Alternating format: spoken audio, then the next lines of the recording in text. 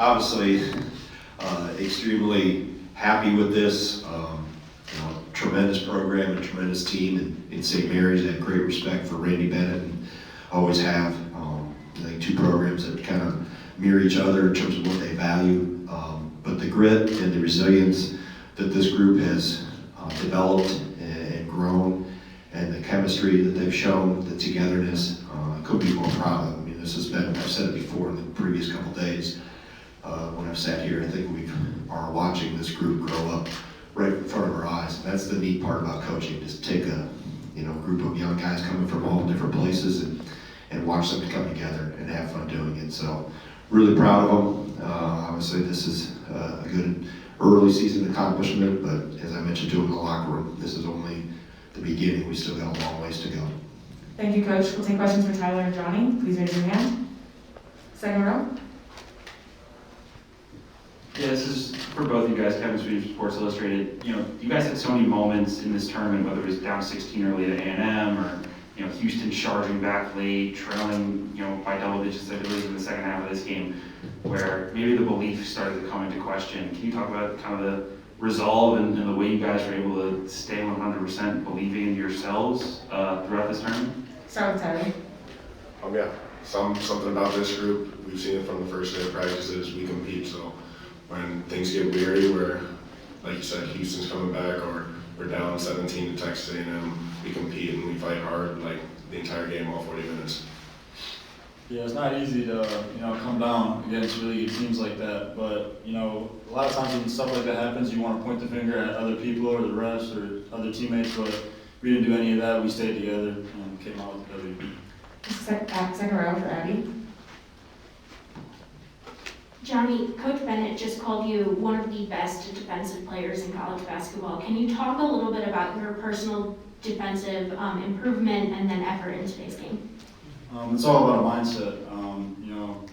You gotta want it. You gotta want to stop somebody and move your feet. I mean, I learned from this guy a lot too. I think he's honestly a better defender than I am. Any other questions for these two? All right, we'll go Evan first. Tyler, I think early in your career, I don't think right guard would love you taking fadeaway jumpers in that spot, or taking key free throws down the stretch there that you had to make. What's the work you've put in your game to have confidence and able to step up in those situations?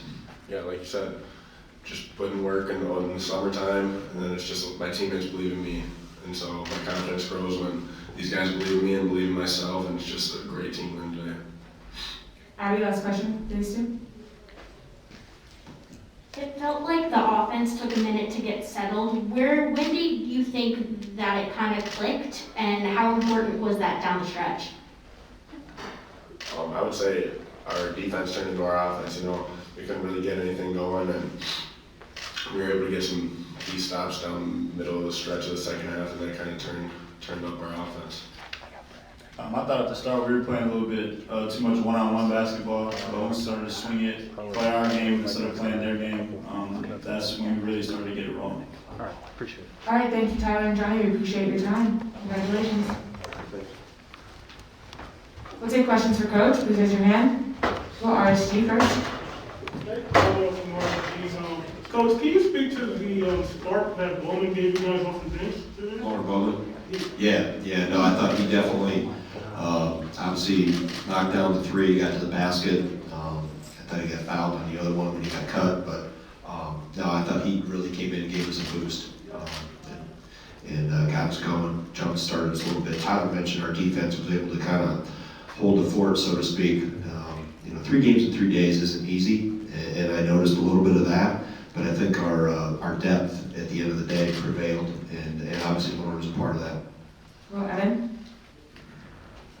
This tournament generally is a pretty good indicator of success down the road. You guys got 12 underclassmen, 7 new faces that didn't play last year, if you include Lauren. Why is this coming together quicker than everybody thought it would, maybe even yourself? Well, I think it's a commitment from the guys in the locker room, and I've mentioned many times, Evan, you cover us back in Madison, that I liked what I saw last spring when we returned from the NCAA tournament after I gave them some time off. I liked what I saw this summer. I thought personally, I've been doing this for a couple of years, that we had some really good pieces, but most importantly, we had a collective togetherness about us that it was going to take some time, and we still have a long ways to go. There was a lot of things that we have to get better at, because competition isn't going to go backwards in terms of who we're going to have to play. But just the grit and the resilience, that's always a great starting point when your guys play hard. You can live with mistakes, but just the grit and the resolve that this group has. I saw that from the beginning because of their work ethic and how connected they wanted to be, and they want to be a good team. That's we have a pretty good tradition in Wisconsin, and this group wants to keep maintaining that and keep pushing that. Was it Abby and then Brendan? Johnny and Tyler have got you ahead in today's game and kept you in Houston's game. Can you just talk about what they're doing, especially towards the end of the game, that makes them so good at what they do? Well, they're making baskets. That's one thing. I think the thing for Tyler specifically, him going from being a sophomore and kind of waiting in the wings, so to speak, even though he started the last half of last year for me, but him stepping into a leadership in the forefront as being an upperclassman has been big for him, just his mental confidence and believing or convincing himself that he needs to be in that position. I think the other big thing for Tyler was when Johnny didn't play last week against Providence. Even though we lost the game, Tyler had to step in and really do a lot of things and did it well.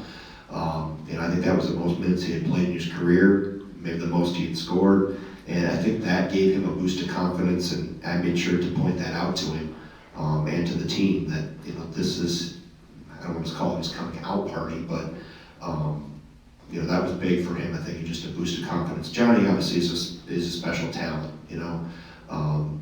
he could impact the game in so many ways. He did it for us last year. Maybe I should have played him even more last year.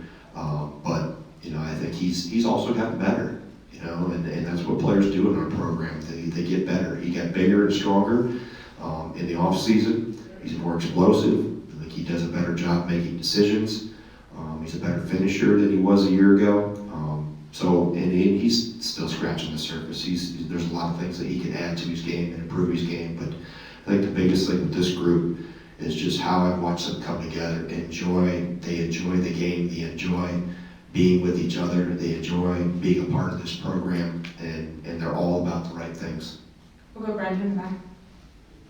Baker. Yeah. You just kind of touched on it there, but I do wonder after what you saw from Johnny in these 3 games, and at this point, and kind of the jumping off point to, I imagine, being dialed up even more, like how much more can you expand, where you're putting him in a position to get the ball and things like that, and kind of grow even more on what he's showing? Yeah, I think, experience is a great teacher, so there's a lot of things he can get better at, in addition to getting physically stronger. I think there's ball handling, shooting, everything. His concentration level's better as a sophomore. He doesn't get lost defensively like maybe he did as a freshman, and that's to be expected with experience. So I think it's a process. It's one day at a time. We get back to practice on Sunday, and if there's something I don't like, they'll know it. So this is just a beginning. We're nowhere near where we need to be. We got to get better as a team. Well, last question from Abby, and we'll wrap up. Can you touch on some of the intangible moments you've seen from Stephen Crowell? He wasn't on the stat sheet a lot, but there were a lot of times where he kind of settled the team, it seemed like. So can you just touch on what you saw from him this week? Yeah, I think he's gotten better. Specifically, we saw a lot of teams that ran ball screens. Texas, all 3 was predominantly a lot of ball screens we had to cover. He got the highest diet of that. And I watched him get better in it. And I think that combination of him, even though he got in foul trouble, Chris Vogt got in foul trouble again today, and that Ben Carlson gave us some good minutes there too. So it's a learning process specifically for Ben and for Steve, because it's the first time they've had this high of a amount of possessions in games coming at them in these type of pressure moments. So just learning and growing and getting better, and he knows that. The nice thing about all those guys, they know they got to get better. They know they don't have all the answers. They know that Steve was asking, how do I, we changed some ball screen coverage at halftime, and we talked about that. And, you know, he's always asking, how do I get better? And how can I do a better job for our team? And that's what you appreciate as a coach, that they're consumed with how they can help their team, not consumed with themselves.